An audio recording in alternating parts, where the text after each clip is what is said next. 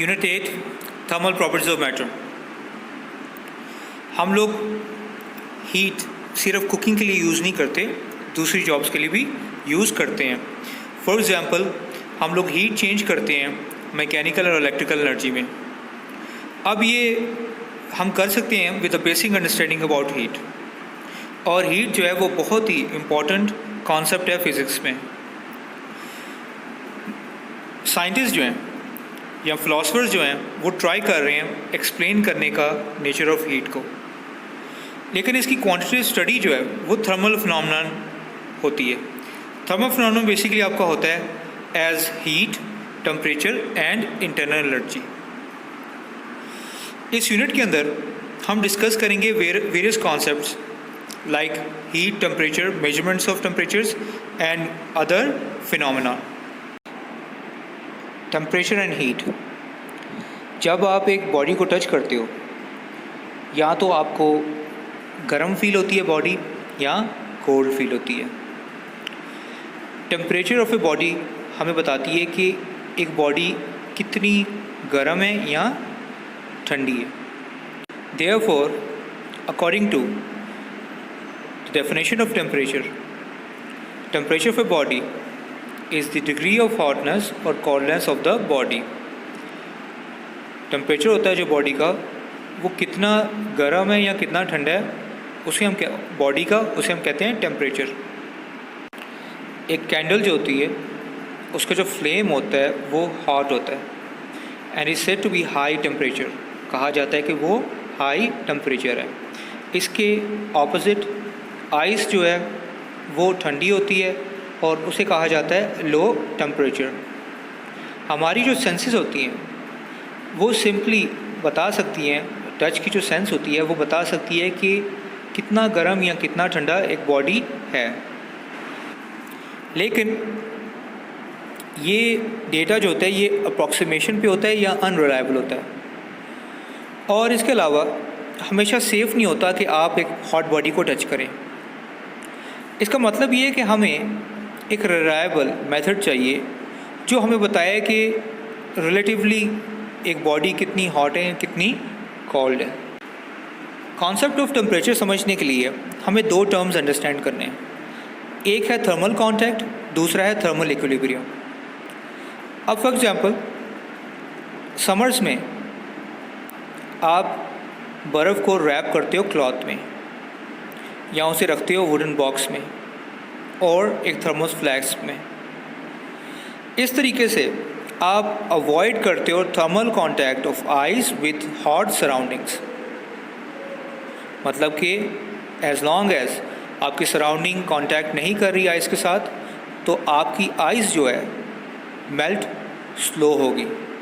लेकिन एक hot day के अंदर अगर सराउंडिंग के साथ आपकी आइस आपने कवर नहीं की हुई तो वो सून मेल्ट कर जाएगी। इसी तरह जब आप एक कप जो है उसके अंदर हॉट टी या वाटर डालते हैं एक रूम पे, वो आराम से स्लोली ग्रेजुअली अपना टेम्परेचर लूज़ करती है।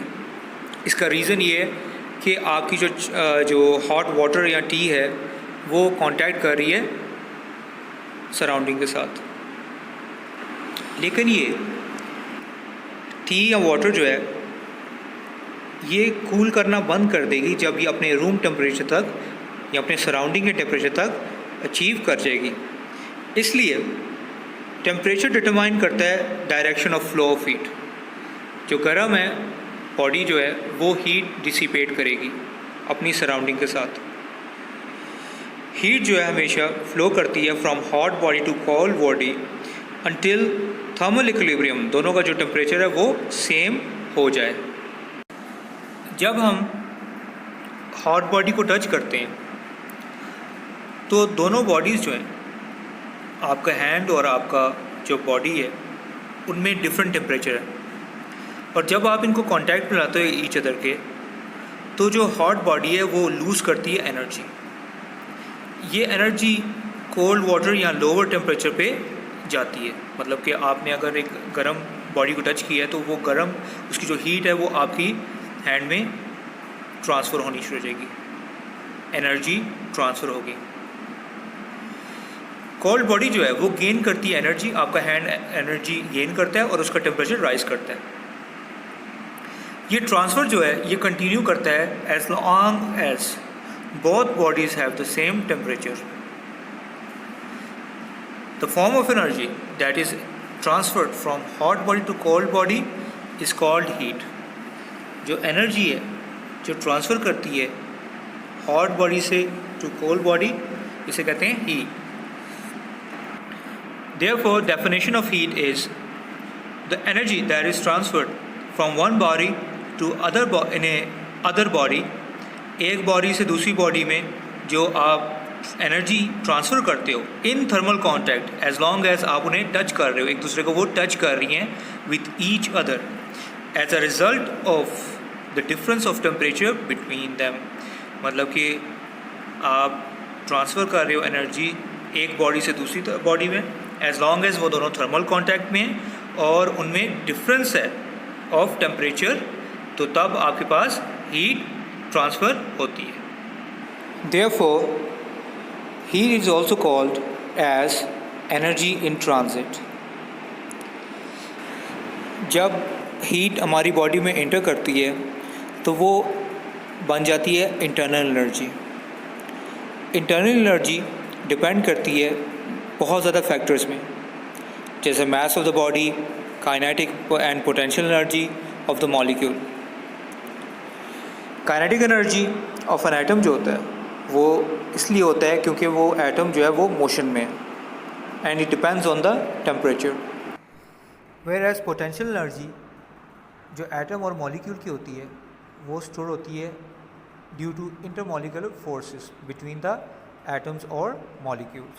Therefore, the definition of internal energy, the sum of kinetic energy and potential energy, जो sum होती है आपकी potential energy and kinetic energy associate with the atoms, molecules and particles of the body, जो associate होते हैं आपके atoms के साथ, molecules और particles of the body के साथ, उसे हम कहते हैं internal energy। डिवाइस जो यूज़ होता है to measure temperature उसे कहते हैं थर्मोमीटर। कुछ सब्सटेंसेस होते हैं वो अपनी प्रॉपर्टी चेंज करते हैं विद टेम्परेचर।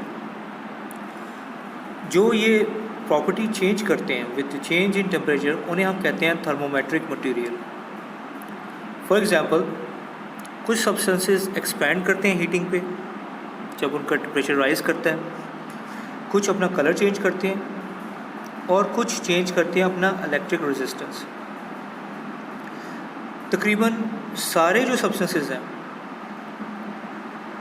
वो हीटिंग पे एक्सपैंड करते हैं।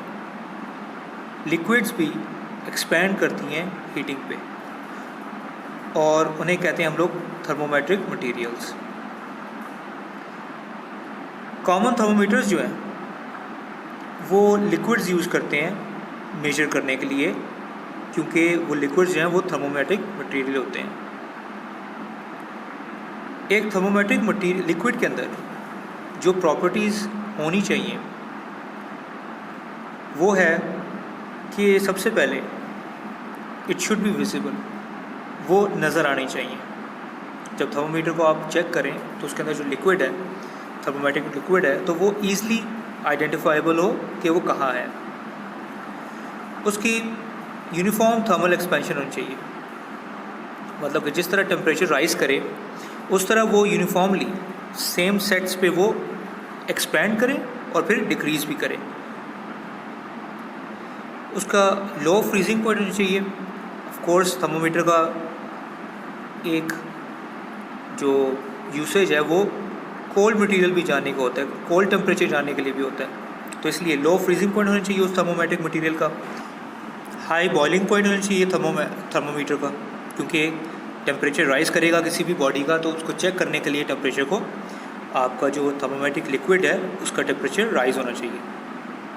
It should not wet the glass. जब वो एक्सपैंड करे या कॉन्ट्रैक्ट करे वो मटेरियल, वो लिक्विड, तो वो स्टक ना हो आपके ग्लास के साथ, क्योंकि थर्मोमीटर जो है वो ग्लास का बना होता है, तो उसके अंदर स्टक ना हो। It should be a good conductor of heat. Of course heat को वो मेजर करेगी, टेम्परेचर को मेजर करेगा वो मटेरियल, वो लिक्विड, तो वो कंडक्टर हो हीट का। It should have small specific heat capacity. Specific heat capacity का मतलब ये है कि वो कम चेंज ऑफ टेम्परेचर को भी आइडेंटिफाई कर सके। स्मॉल टेम्परेचर भी अगर राइज करता है, अगर हीट स्मॉल कैपेसिटी की भी आती है थर्मोमीटर के अंदर, तो थर्मोमेट्रिक लिक्विड जो अपने आप को एक्सपैंड कर सके विद दैट स्मॉल हीट भी। इससे हमें ये होगा कि अगर छोटा सा भी टेम्परेचर चेंज आता है तो हम लोगों को आइडेंटिफाई हो जाएगा। Liquid in glass thermometer it's a type of thermometer जो कम्प्लीटली ग्लास का बना होता है और उसके अंदर जो कैपिलरी ट्यूब होती है, और उस कैपिलरी ट्यूब के अंदर आपको टेम्परेचर का नंबर पता चलता है। थर्मोमीटर जो है उसका बल्ब होता है और लॉन्ग कैपिलरी ट्यूब होती है, यूनिफॉर्म जो होती है वो स्ट्रेट होती है, और उसमें बोर होता है, फाइन बोर, मतलब कि स्मॉल सा होल होता है। एक सूटेबल लिक्विड जो है वो फिल की जाती है बल्ब के अंदर। जब बल्ब जो है कांटेक्ट करता है हॉट ऑब्जेक्ट से, जो लिक्विड है वो एक्सपैंड करती है और राइज करती है ट्यूब में। जो ग्लास है स्टेम का, वो थिक मटेरियल का बना होता है और वो सिलेंड्रिकल लेंस के तौर पे यूज़ होता है। इसके थ्रू हमें आसानी होती है लिक्विड को देखने की ग्लास से। मर्करी फ्रीज़ करता है एट -39 डिग्री सेल्सियस और बॉयल करता है 357 डिग्री सेल्सियस। उसमें सारे के सारे जो हमने प्रॉपर्टीज़ थर्मोमेट्रिक लिक्विड के मेंशन किए थे वो सारे मर्करी के अंदर होते हैं, इसलिए हम लोग मर्करी यूज़ करते हैं, इसलिए ये सूटेबल थर्मोमेट्रिक मटेरियल है।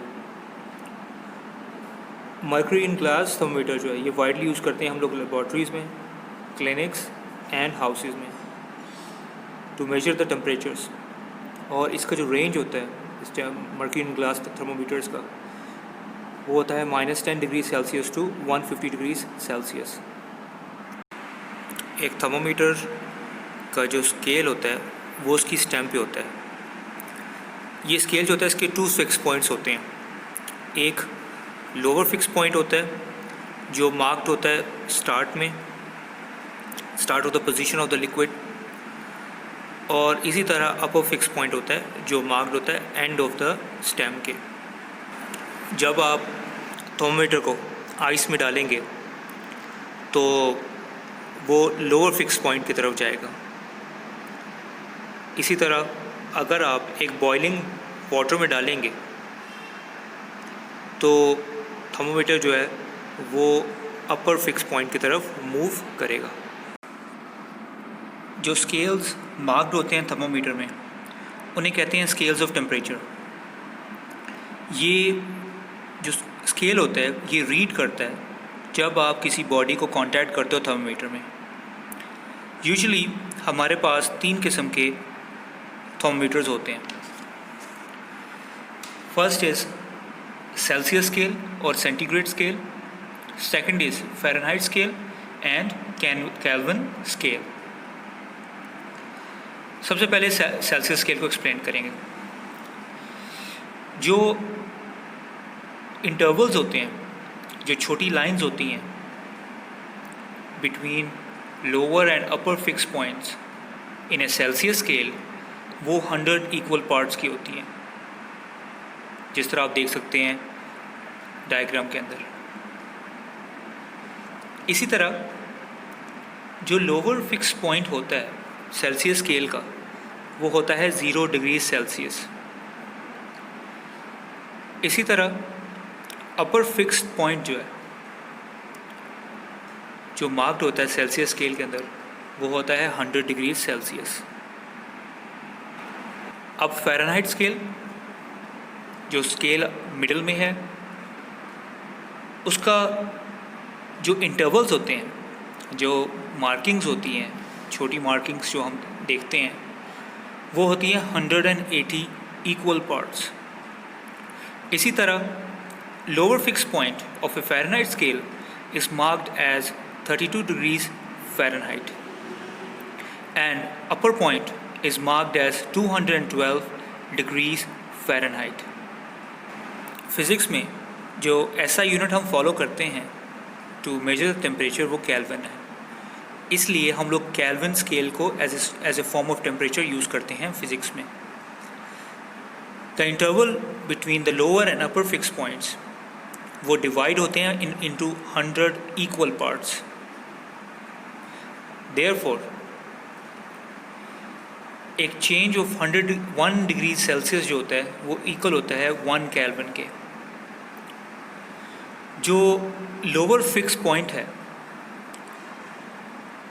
स्केल के अंदर वो कॉरस्पॉन्ड करता है to 273 kelvins. Lower point kelvin scale में 273 केल्विन्स होता है. इसी तरह आपका अपर फिक्स पॉइंट जो है वो होता है 373 केल्विन्स. जो ज़ीरो होता है केल्विन स्केल के अंदर उसे हम कहते हैं एब्सोल्यूट ज़ीरो, और एब्सोल्यूट ज़ीरो की जो वैल्यू होती है डिग्री सेल्सियस में वो होती है -273 डिग्रीज सेल्सियस. ऑलराइट, अब हमने कन्वर्जन करनी है टेम्परेचर की स्केल्स की. सबसे पहले हमारे पास जो कन्वर्जन है वो है from Celsius to Kelvin scale.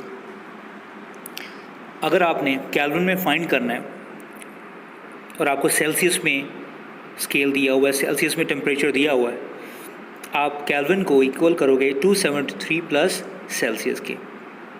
Example 8.1 पे आ जाएं. आपको टेम्परेचर दिया हुआ है सेल्सियस स्केल में 20. To find the Kelvin is equal to 273 plus Celsius. So 273 plus 20 will give you 293 kelvins.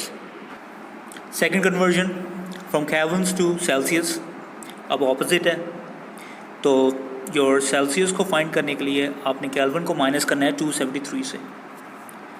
For example, you have 300 kelvins scale and you need to find the Celsius. Celsius is equal to Kelvin minus 273. 300 minus 273 will give you 27 degrees Celsius. From Celsius to Fahrenheit scale, Fahrenheit is equal to 1.8 degrees Celsius plus 32. ये आपका formula है. Convert करने के लिए आपको example है, convert 50 degree Celsius. सो आप 1.8 को मल्टीप्लाई करेंगे 50 से और प्लस करेंगे 32 से, आपका आंसर आएगा 122 डिग्रीज फ़ारेनहाइट. अब इसका opposite from Fahrenheit to Celsius scale, आपको फ़ारेनहाइट दिया हुआ है, सेल्सियस आपने फाइंड करना है. 100 डिग्रीज फ़ारेनहाइट जो है वो मिला हुआ आपको, आपने सेल्सियस ढूंढना है. Basically Celsius is equal to Fahrenheit minus 32 divided by 1.8. यहाँ क्वेश्चन में सॉल्व किया हुआ है, मैं ऑलरेडी बता रहा हूँ आपको कि आपकी इक्वेशन जो होगी वो होगी Celsius equal to Fahrenheit multiply minus by 32 divided by 1.8. So therefore हम जब वैल्यूज़ यहाँ पुट करेंगे, सबसे पहले हमने f को माइनस करना 32 से. 100 माइनस 32 विल गिव यू 68. इसी तरह आपने 68 को डिवाइड, वहाँ लेफ्ट हैंड साइड पे आपका 1.8 है डिग्री सेल्सियस के साथ, आपने वो राइट हैंड साइड पे लेके आना है. तो आप 68 डिवाइडेड बाय 1.8 करेंगे, आपका आंसर आएगा 37.8 degrees Celsius. This is your answer. Specific heat capacity of a substance वो अमाउंट होती है जिसको अब जब आप हीट लगाते हो तो कितना हीट वो अब्जॉर्ब करती है. मतलब 1 किलोग्राम ऑफ सब्सटेंस जो है वो कितना हीट अब्जॉर्ब करेगा to increase its temperature 1 Kelvin. Normally आप जो हीट प्रोवाइड करते हो वो डायरेक्टली प्रोपोर्शनल होती है आपके मास के और चेंज इन टेम्परेचर के. Change in heat is directly proportional to change in temperature. Proportionality finish करेंगे, इक्वलिटी आएगी और आपका जो कांस्टेंट होगा वो होगा स्पेसिफिक हीट कैपेसिटी. मास और डेल्टा टी जो है ये आप मल्टीप्लाई, ये दूसरी तरफ जाके डिवाइड होगा. देयरफॉर आपका जो एक न्यू इक्वेशन होगा स्पेसिफिक हीट कैपेसिटी का वो इक्वल होगा delta Q over M delta T. Unit है जाउल्स पर किलोग्राम पर केल्विन स्पेसिफिक हीट कैपेसिटी का। Importance of large specific heat capacity of water. Water का जो स्पेसिफिक हीट है वो है 4200 जाउल्स पर किलोग्राम पर केल्विन, और ड्राई सॉइल का है 810 जाउल्स पर किलोग्राम पर केल्विन। इस वजह से जो सॉइल है वो जल्दी हीट अप होता है और वाटर जो है वो जल्दी हीट अप नहीं होता। इसी तरह जो सॉइल है वो जल्दी डिसिपेट करता है हीट को ठंडा होने के लिए, और जो वाटर है वो जल्दी हीट डिसिपेट नहीं करती। तो इसी वजह से आपका सॉइल जो है वो इंक्रीज़ करता है 5 times more than the same mass of water by the same amount of heat. इसलिए टेम्परेचर ऑफ लैंड जो होती है वो राइज़ करती है और फॉल करती है बहुत रैपिडली कंपेयर टू सी। इसलिए डेजर्ट्स के अंदर आप देखते हो कि वेरिएशंस डेजर्ट की बहुत ज़्यादा होती हैं, क्योंकि वहाँ मट्टी होती है और वो जल्दी हीट अब्जॉर्ब करती है और जल्दी डिसिपेट करती है। अब वाटर की specific heat large specific capacity की वजह से हम लोग इसे यूज़ करते हैं इन रेडिएटर्स कार्स के। अब रेडिएटर्स के अंदर पानी होता है और ये पानी जो है आपके इंजन का हीट जो है उसको एब्जॉर्ब करता है ताकि वो आपका इंजन ओवरहीट ना हो। इस वजह से the cooling system of automobiles use करते हैं वाटर, जो कैरी करते हैं unwanted thermal energy. Large amount of heat is produced by the engine due to which its temperature goes on increasing. Temperature उसका राइज कर रहा होता है। जो इंजन है वो सीज़ कर जाएगा, वो काम नहीं करेगा अगर वो कूल डाउन नहीं होगा। जो पानी सर्कुलेट कर रहा होता है वो मेंटेन करता है टेम्परेचर को, और वाटर जो है एब्जॉर्ब कर जाता है unwanted thermal energy of the engine which is dissipated heat through it's radiator. Heat capacity of a body वो क्वांटिटी होती है थर्मल एनर्जी की जो अब्जॉर्ब करती है वो बॉडी, ताकि 1 केल्विन इंक्रीज़ हो उसके टेम्परेचर में। देयरफॉर हीट कैपेसिटी जो है वो amount of heat divided by change in heat divided by change in temperature होता है। और हमें बताया कि चेंज इन हीट जो है वो इक्वल होता है मास के स्पेसिफिक हीट कैपेसिटी के डेल्टा टी, मतलब कि change in temperature divided by change in temperature.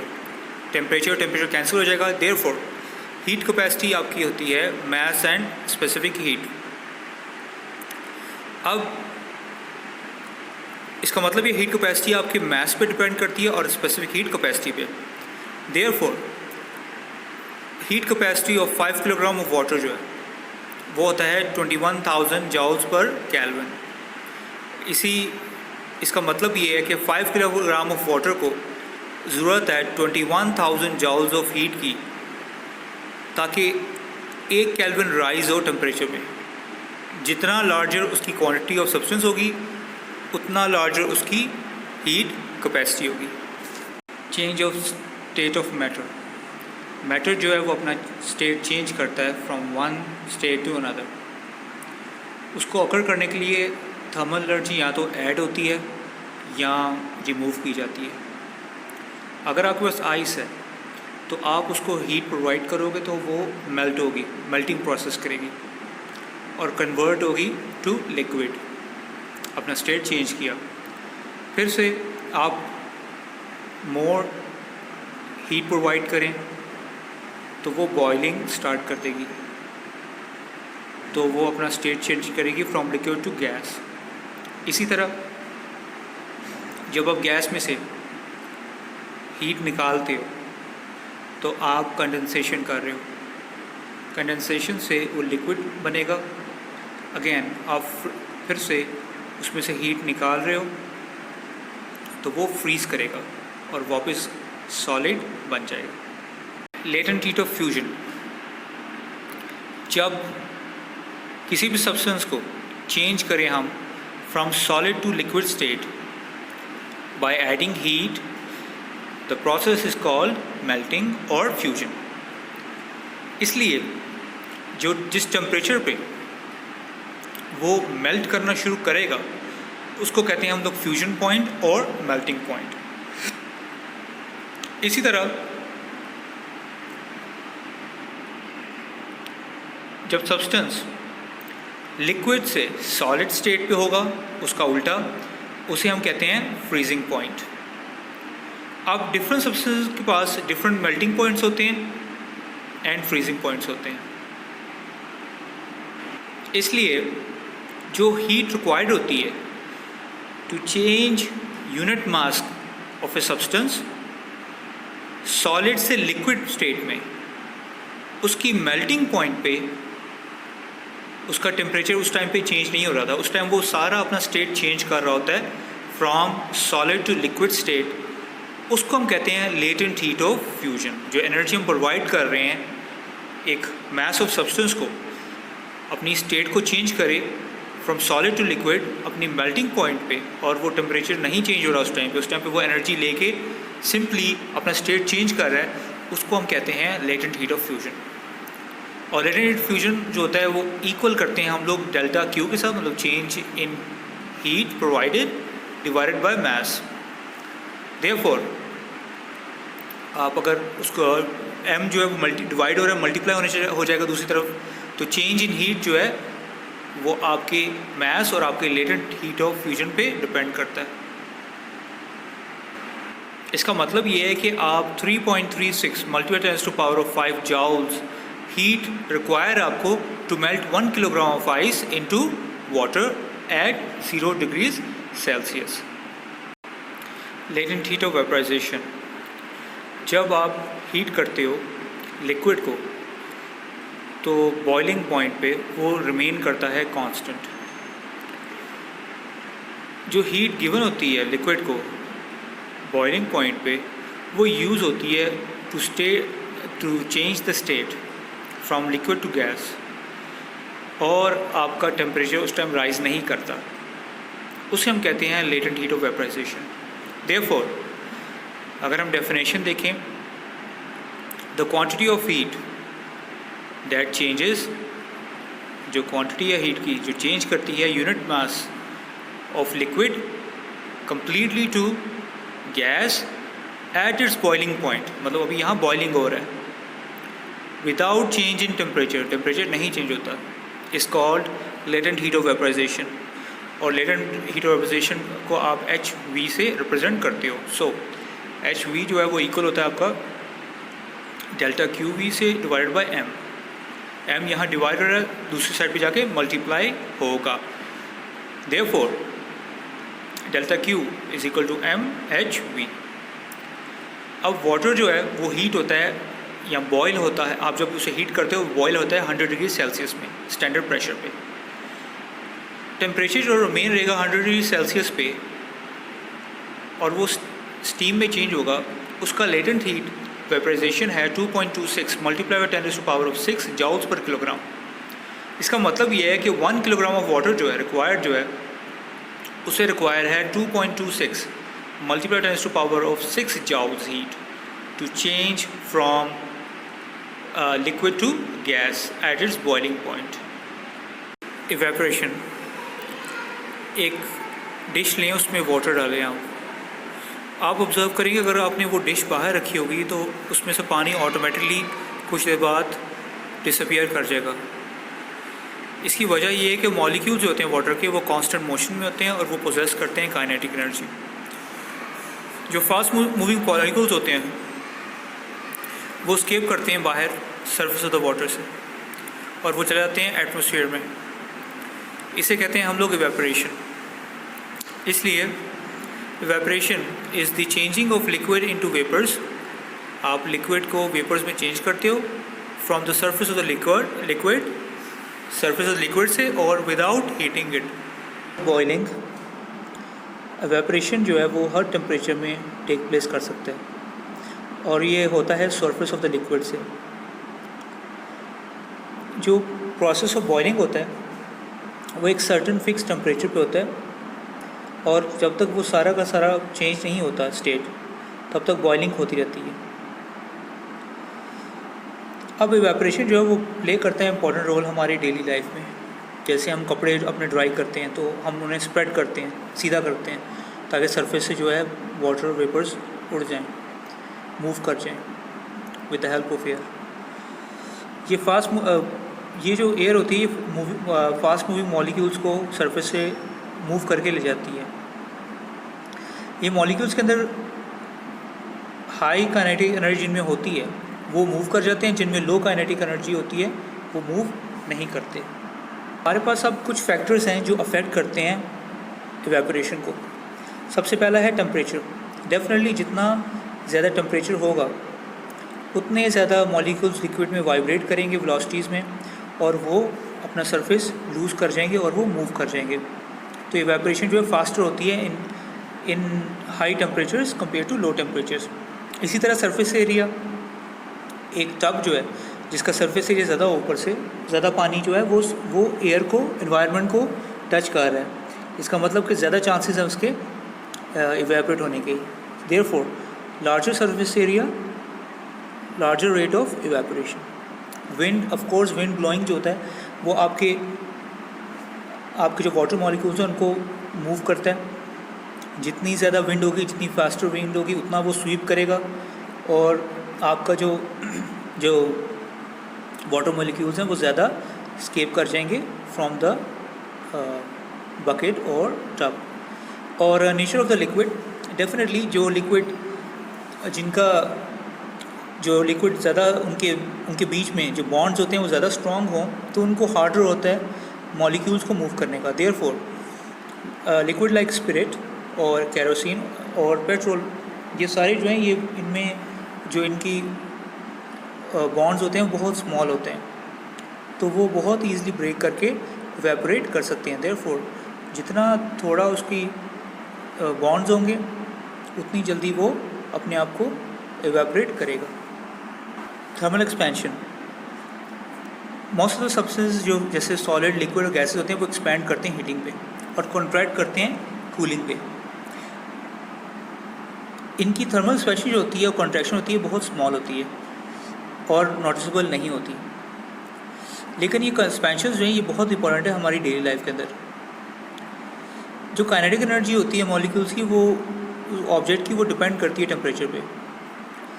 जो मॉलिक्यूल्स होते हैं एक सॉलिड के वो वाइब्रेट करते हैं लार्जर एम्पलीट्यूड में जहाँ आपका टेम्परेचर लार्जर हो। इसलिए जो एम्पलीट्यूड होता है वाइब्रेटिंग बॉडीज़ का या मॉलिक्यूल्स का और एटम्स का वो इंक्रीज़ करता है, वो एक दूसरे को पुश करते हैं और वो कोशिश एम्पलीट्यूड जब वो एक दूसरे को पुश करते हैं तो जो साइज़ होता है वो उस ऑब्जेक्ट का इंक्रीज़ करता है। अब हमारे पास कॉन्सेप्ट है लीनियर थर्मल एक्सपेंशन का।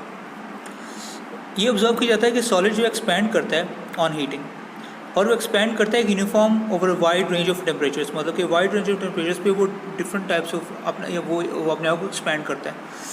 इसलिए अगर हम इंक्रीज़ इन लेंथ जो है वो डेल्टा एल है इज़ इक्वल टू एल उसकी जो चेंज लेंथ है माइनस ओरिजिनल लेंथ। इसी तरह आपने अगर इंक्रीज़ इन लेंथ किया तो आपको पता है कि टेम्परेचर भी उसका इंक्रीज़ हो रहा है, तो delta T is equal to T minus T not.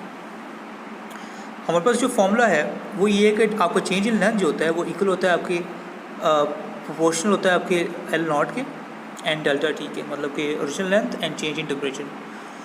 जब आप प्रोपोर्शनलिटी ख़त्म करोगे, इक्वालिटी लाओगे तो आपके पास आ जाएगा अल्फ़ा। अब अल्फ़ा के साथ साथ डेल्टा एल जो है, हम अगर ऊपर देखें तो डेल्टा एल आपको पता है कि एल माइनस एल नॉट है।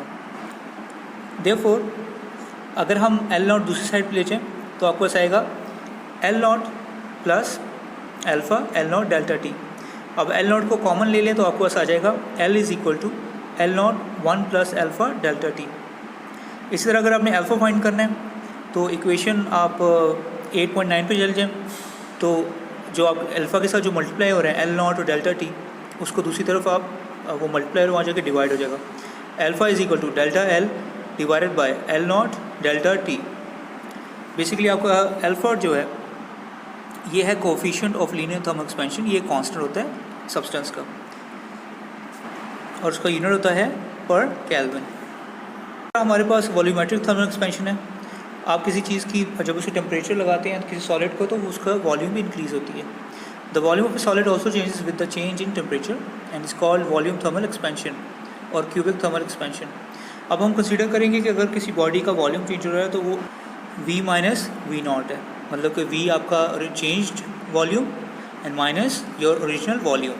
अब क्योंकि आप टेम्परेचर राइज कर रहे हो तो चेंज इन टेम्परेचर भी होगा, so therefore change in temperature is equal to आपका T माइनस टी नॉट। अब हमारे पास जो लीनियर थर्मल एक्सपेंशन की जो फॉर्मूला है वो ये है कि change in volume proportional to original volume delta temperature. अब प्रोपोर्शनलिटी ख़त्म करोगे तो इक्वालिटी आएगी, तो यहाँ आ जाएगा बेरा। अब हमें पता है कि आपका डेल्टा V जो है वो इक्वल होता है V माइनस वी नॉट के, ऊपर हमने वो किया हुआ है। अब हमने सबसे पहले V फाइंड करना है, तो V नॉट आपका left hand side right hand side पे मूव कर जाएगा। इक्वेशन होगी V is equal to V naught plus beta V naught delta T. V naught आप बाहर निकाल लें, आपका हो जाएगा कॉमन निकाल लें बाहर, आपका आंसर आएगा 1 प्लस बीटा डेल्टा टी। अब बीटा निकालने के लिए आप सिंपली जो आपका बब इक्वेशन है उसकी जो वी नॉट और डेल्टा के साथ है बीटा के, उसको वहाँ मल्टीप्लाई है तो वो दूसरी तरफ डिवाइड हो जाएगा। तो आप उसे डिवाइड करें तो beta is equal to delta V over V naught delta T. Beta को हम कहते हैं temperature coefficient of volume expansion, और इसे बीटा से दिखाते हैं, और इसका यूनिट होता है पर केल्विन। नॉर्मली अगर आप किसी बॉडी का वॉल्यूम 1 टाइम इंक्रीज़ करें तो उसका जो लेंथ है वो 3 टाइम्स इंक्रीज़ करता है, मतलब कि 3 टाइम्स अगर आप किसी बॉडी की लेंथ इंक्रीज़ करोगे तो वॉल्यूम उसका 1 टाइम इंक्रीज़ करेगा। देयरफॉर आपका जो बीटा जो है वो अगर 1 टाइम इंक्रीज़ करेगा तो आपका जो अल्फ़ा है वो 3 टाइम्स इंक्रीज़ करेगा। Consequences of thermal expansion. हम लोग नॉर्मली रेलवे ट्रैक्स के बीच में गैप रखते हैं, वो गैप जो होता है वो एक्सपेंशन की कॉन्सिक्वेंसेस होता है। With the passage of time जब आपके हीट पूरा दिन पड़ती है आपके रेलवे ट्रैक्स पे, तो आपके रेलवे ट्रैक्स एक्सपेंड करते हैं। तो अगर हम लोग उनको करीब रखेंगे बहुत ज़्यादा, मतलब अटैच करके रखेंगे, तो वो एक्सपेंड करके एक दूसरे को ओवरलैप कर जाएंगे या टूट जाएंगे, तो वहाँ एक्सीडेंट का चांस बन जाता है। इसी तरह आपके पास ब्रिजेस होते हैं और उसके स्टील ब्रिजेस लगे होते हैं, वो एक्सपेंड करते हैं ड्यूरिंग द हॉट डे और कॉन्ट्रैक्ट करते हैं ड्यूरिंग नाइट। वो बेंड कर जाएंगे एक तरफ से, अगर एक तरफ से वो फिक्स्ड होता है, दोनों तरफ से फिक्स्ड अगर किए गए तो वो बेंड हो सकते हैं, एक्सपेंड करके वॉल जिसके साथ वो अटैच होते हैं क्लिफ के साथ, वहाँ वो ब्रेक कर जाएंगे। तो इसलिए हम वन एंड जो है वो फिक्स करते हैं और दूसरा जो है एक ग्राइडर के रेस्ट पे एक रोलर लगा देते हैं। वो रोलर क्या करता है, जिस तरह वो हीट की वजह से इंक्रीज़ करता है ब्रिज जो है, तो वो रोलर जो है वो साथ साथ रोल करके मूव करता है आगे की तरफ, और आपका जो ब्रिज है वो ब्रेक नहीं होता और स्नैप नहीं हो सकता। एप्लीकेशन ऑफ थर्मल एक्सपेंशन, हम लोग एप्लीकेशन इसकी डे टू डे बेसिस में यूज़ करते हैं, जैसे थर्मोमीटर्स में हो गया, thermal expansion is use for temperature measurements. इसी तरह आप जब कैप को ओपन करते हो, जब टाइट इनफ होती है तो आप उसे इमर्स करते हो हॉट वाटर में, तो आपकी जो कैप है वो एक्सपैंड कर जाती है। एक्सपैंड करने की वजह से वो फिर एक्सपैंड करने की वजह से वो ईज़िली लूज़ कर जाती है। इसी तरह आपके स्टील प्लेट्स हैं जो